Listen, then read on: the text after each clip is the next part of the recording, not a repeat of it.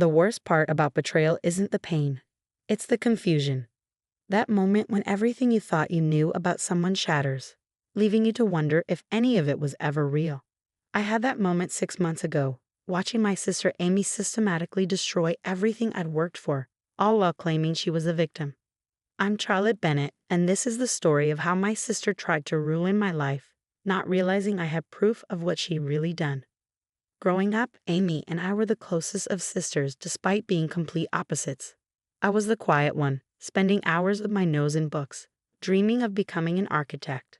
Amy was the social butterfly, captain of the cheerleading squad, always the center of attention. We balanced each other out, my calm to her chaos, her spontaneity to my planning. "You're so lucky to have each other," people would say. Sisters who were best friends. And we were best friends through high school, through college, through the early years of our careers. At least that's what I thought. The problem started 3 years ago when we both ended up at Matthews and Stone, one of the top architectural firms in Boston. I was hired as a junior architect, having spent years building my portfolio and reputation. Amy joined the marketing department, handling client relations and social media. At first, it was great having my sister at the same company. We'd meet for lunch, swap office gossip, support each other through tough projects. Then I met James. James Harrison was the firm's rising star, a brilliant architect with a vision for sustainable urban development that aligned perfectly with mine. We started collaborating on projects, our professional chemistry obvious to everyone.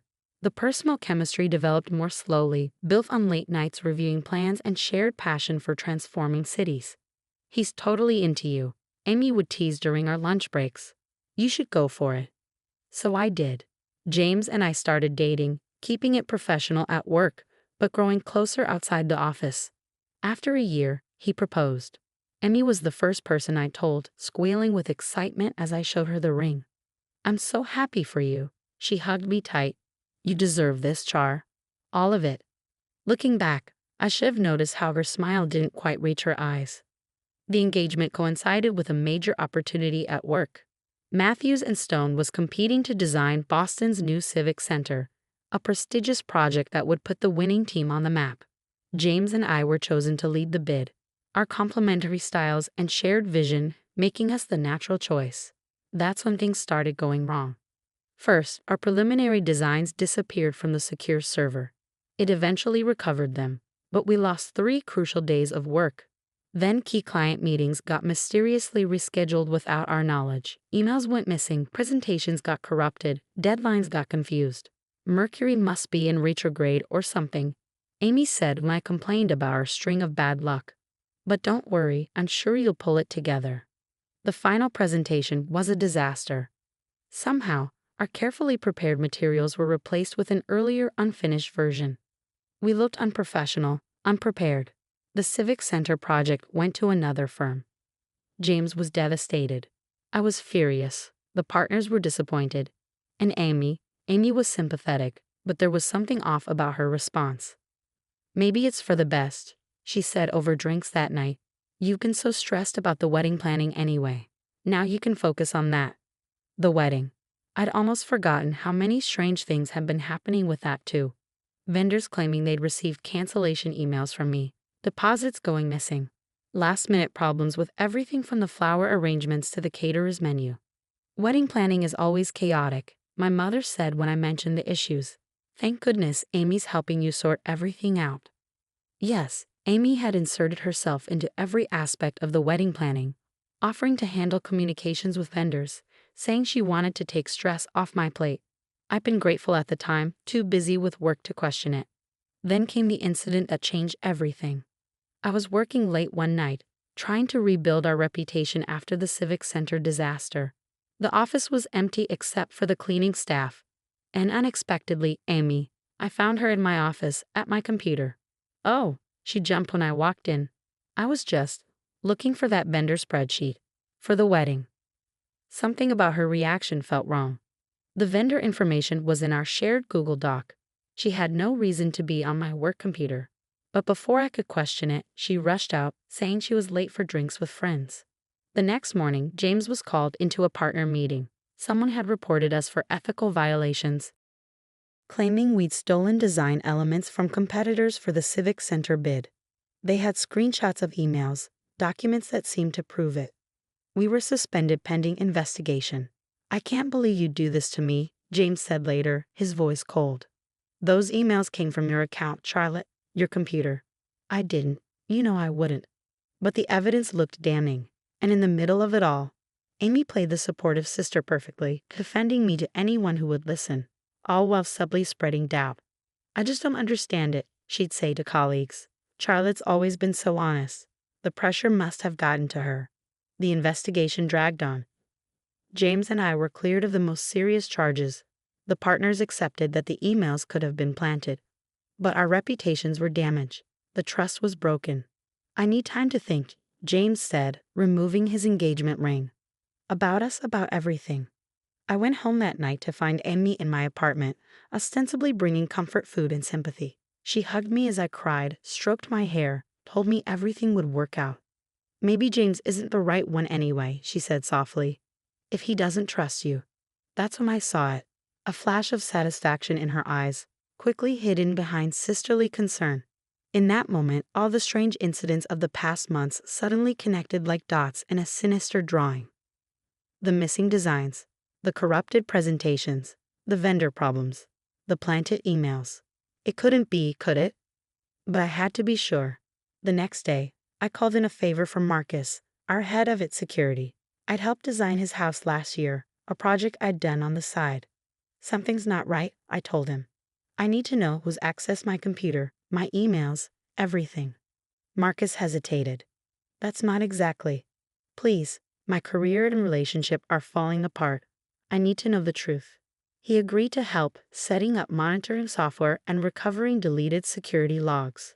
He also helped me install discrete cameras in my office, their feeds backing up to a secure cloud server.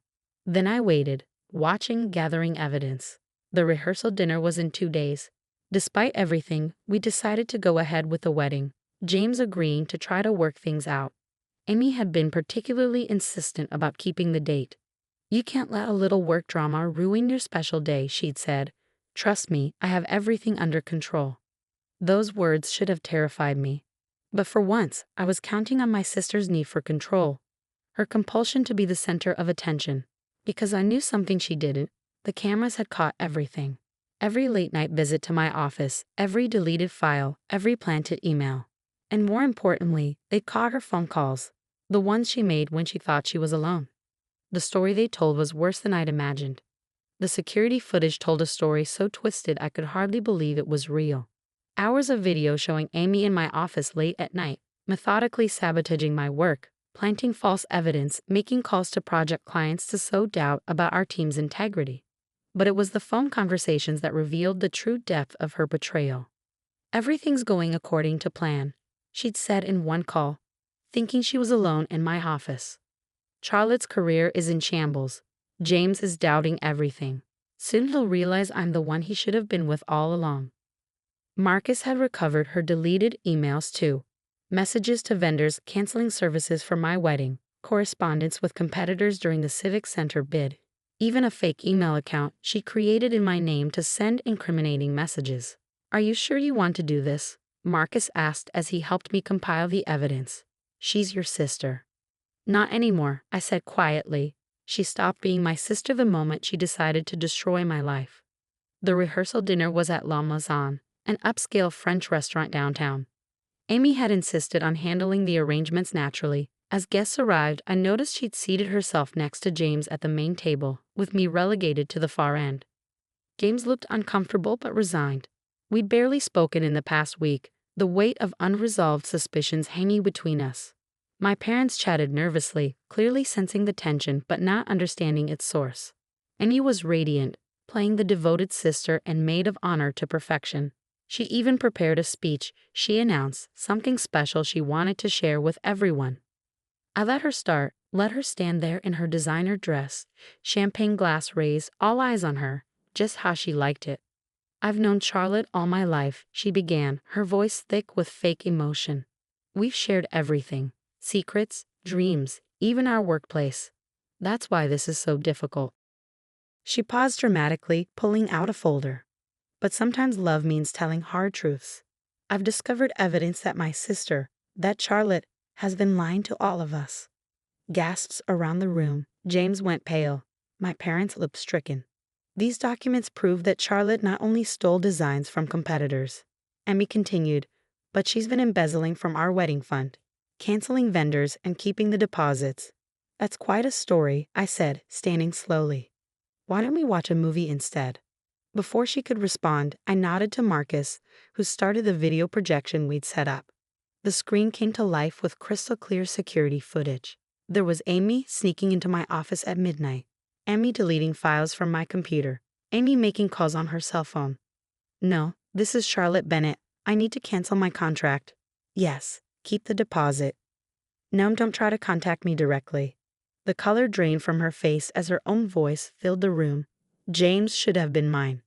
We had a connection at the office Christmas party last year. I know he felt it too. But then Little Miss Perfect had to swoop in. More footage played. Emmy sending emails from my computer. Emmy planting false documents. Emmy laughing on the phone about how perfectly her plan was working. Turn it off, she whispered. Why? I asked. Isn't this the truth you wanted to share? The room had gone deadly quiet. James was staring at Amy with a mixture of disgust and disbelief. My parents looked like they'd been slapped. I can explain, Amy started, but her voice cracked. Let me explain, I said, my voice carrying in a silence. You couldn't stand that I was succeeding on my own merits, that James chose me, that for once in our lives I had something you wanted and couldn't take. That's not. I never. Never what? Never sabotaged my career, never tried to ruin my relationship, never betrayed your own sister out of jealousy and spite. I played one final clip. Amy in my office just yesterday, practicing her rehearsal dinner speech, gloating about how this would be her masterpiece, her final triumph. I'd say your performance was brilliant, I continued as the screen went dark. But brilliance requires originality. All you've done is play the same role you always have. The center of attention, the star of the show. Only this time you went too far. The partners from Matthews and Stone were in attendance. My guests, though Amy hadn't known that when she planned seating. They looked thunderous as they approached her. Ms. Bennett, the senior partner said, I suggest you come to our office first thing Monday morning to discuss your employment status and bring your lawyer. James stood up, finally finding his voice. Charlotte, I am so sorry. I should have trusted you. Yes, I agreed. You should have. My parents were crying quietly in their seats. Mom reached for Amy, but she jerked away, her composure finally cracking. You always got everything, she screamed at me. The grades, the career, the perfect relationship. It wasn't fair. I just wanted what I earned. I finished for her. What I worked for. While you were partying through college and expecting things to be handed to you, I was building my career. While you were flirting with every man in the office, I was developing a real relationship. The only thing that wasn't fair was having a sister who'd rather destroy me than see me succeed. Security arrived, Marcus's final arrangement. They escorted Amy out as she continued to scream about unfairness and betrayal, her mascara running down her face. The aftermath was both easier and harder than I'd expected. Matthews and Stone launched a full investigation, eventually firing Amy and clearing my name completely. Several vendors came forward with recordings of her cancellation calls, and the missing deposits were traced to an account she opened in my name. James and I postponed the wedding, opting for counseling to rebuild our trust. He's working hard to make amends for doubting me, understanding now how skillfully Amy had manipulated everyone. My parents, that's been the hardest part. They're in therapy too, trying to understand how they missed the signs, how their parenting may have contributed to Amy's sense of entitlement and competitiveness. We always said you were lucky to have each other, Mom told me sadly. Maybe we should have taught you both to be worthy of having each other instead. Amy moved across the country after everything came out. Last I heard, she's working at a small marketing firm, under strict supervision. She still maintains she was the victim somehow, that I drove her to it by being too perfect. The wedding finally happened 6 months later, smaller, more intimate, but more genuine. Instead of a maid of honor, I had my closest friends stand with me. People who had supported me through everything. Who had seen through Amy's manipulations even when I couldn't. During the reception, James pulled me aside to show me something. A small album of security photos Marcus had given him, showing me working late nights on the Civic Center project, completely focused, passionate about my work. "This is why I fell in love with you," he said. "Not because of grand gestures or dramatic scenes, but because of your quiet dedication, your genuine passion for what you do." We're back at Matthews and Stone, our reputations not just restored but enhanced by how we handled the crisis. The partners have put us in charge of a new sustainable housing project, bigger than the Civic Center would have been. Yesterday, I found an old photo of Amy and me as kids, grinning at the camera with ice cream on our faces. Sometimes I miss that sister, the one who shared secrets and dreams before jealousy poisoned everything. But then I remember that person never really existed. She was just another role Amy was playing, waiting for her chance to steal the spotlight. The security cameras are gone from my office now, but I've kept one small reminder of everything that happened. On my desk sits a simple frame containing a fortune cookie message I got the day I decided to investigate Amy's betrayal. The truth has a way of coming to light. The only question is whether you're ready to see it. I was ready. It hurt. It changed everything. But it also set me free. Free from manipulation. Free from false loyalty. Free from the exhausting task of managing Amy's endless need for attention and validation. Last week, a young intern came to me for advice about office politics and difficult colleagues. I thought carefully before answering. Success isn't about defeating others, I told her. It's about being someone who can face herself in the mirror every morning, knowing she's earned her place through hard work and integrity. Amy never understood that. She was so busy trying to take what others had that she never built anything of her own. That's the real tragedy, not that she betrayed me, but that she betrayed herself, becoming exactly the kind of person she always accused others of being. As for me, I'm building things again, buildings, relationships, a life based on truth rather than competition. Sometimes the best revenge isn't about getting even. It's about getting better, about refusing to let someone else's darkness dim your light. The truth may hurt, but lies destroy. I chose truth. And in the end, that made all the difference.